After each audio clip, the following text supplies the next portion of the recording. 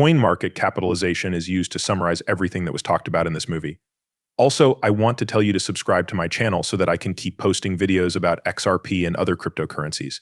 Now, let's look at this. In the case of Ripple vs. the SEC, the United States Court of Appeals for the Secondary Market, said that sales of cryptocurrencies and XRP do not count as securities.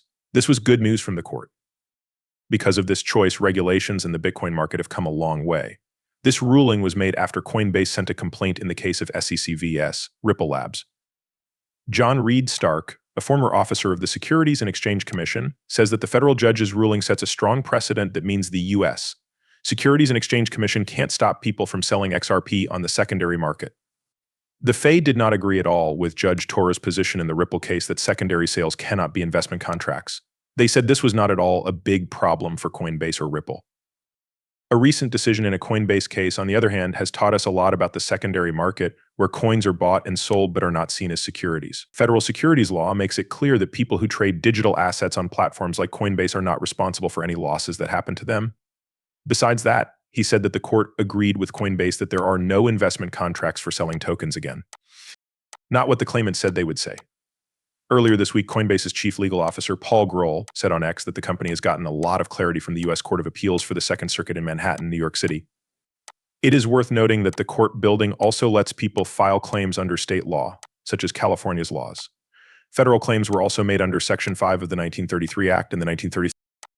The courts in Florida and New Jersey said that Coinbase was not a statutory seller that could be sued under the first part of the Pinter case, because it did not own the tokens that the plaintiffs bought.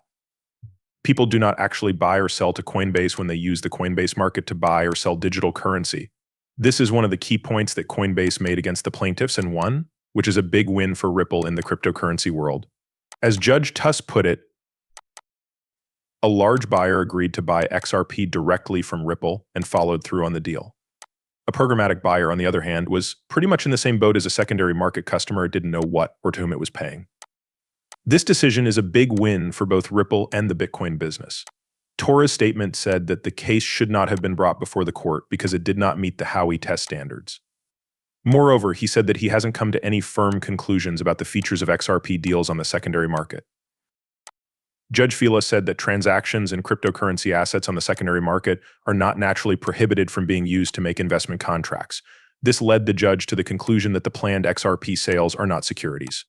That being said, the most recent decision from the Second Circuit sets a strong standard that can be used to fight any similar appeal that the Securities and Exchange Commission of the United States makes. People in the XRP army also said they were afraid that the SEC might challenge secondary sales after the proof was done. People are very excited about Anders' prediction about Ripple because he is a well-known researcher in the field of Bitcoin. Reports say that Ripple is about to start a groundbreaking project that will use its stable USD coin to make liquid pools for XRP on automatic market makers in the East. It's likely that this move will be made public soon. This is a planned move to make more Rust and XRP available. The final goal is to make it easy for clients to connect to decentralized exchanges and get liquidity and services whenever they need them. Since Ripple is going to release their own stablecoin in USD, I think they will start a liquidity pool in the morning of the last day of this year. This is because they won't have any trouble offering liquidity, which will make it very easy to buy and sell both Rust and XRP. It is expected that this cash pool will become a center. There are experts who think it could become the most liquid pool in the market, being a good fit now that the DEX is part of the ADL, even though Ripple wasn't directly involved in making this happen. It has sparked a lot of attention just by being thought about. This excitement comes from knowing that Ripple has a big effect and the ability to get a lot of people involved in the community. Because of the news, the cryptocurrency market has gained new momentum, which is especially important since the XRP currency keeps going up and down. There is some hope because of Ripple's choice, as shown by the notable 7-fold rise in XRP's price charts. In its quest to regain market leadership, XRP has hit an important milestone. This rise not only suggests that the trend of falling prices might be about to change course, it also suggests that it might be about to reverse. Even though a negative point of view has become popular, this is still the case. Analysts are positive about where XRP is going because their sites have strong resistance levels. The point at 62 cents is especially notable because it might signal the start of a trend that will lead to more appreciation. Recent price changes show that the outlook is positive in the last 24 hours. XRP has gained by 3.6. The main goal is to take advantage of XRP's forward momentum.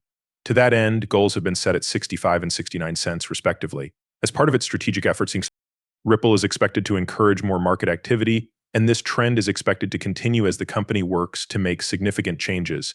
This pattern is expected to persist. One of the most important steps in fortifying the company standing ahead of the impending bear market could be the morning start of a liquidity pool for XRP. Grayscale Investments Holdings sold off a part of its Cardano holdings, transferring the cash to XRP. The rebalances raised the amount of XRP in the DLC fund to 1.73%. It is reported that the DLC fund currently manages assets totaling $570 million, or $267. Grayscale Investments' current offering has undergone a substantial update that has been disposed off a part of the company's holdings in Cardano in advance of its exit during the current quarter.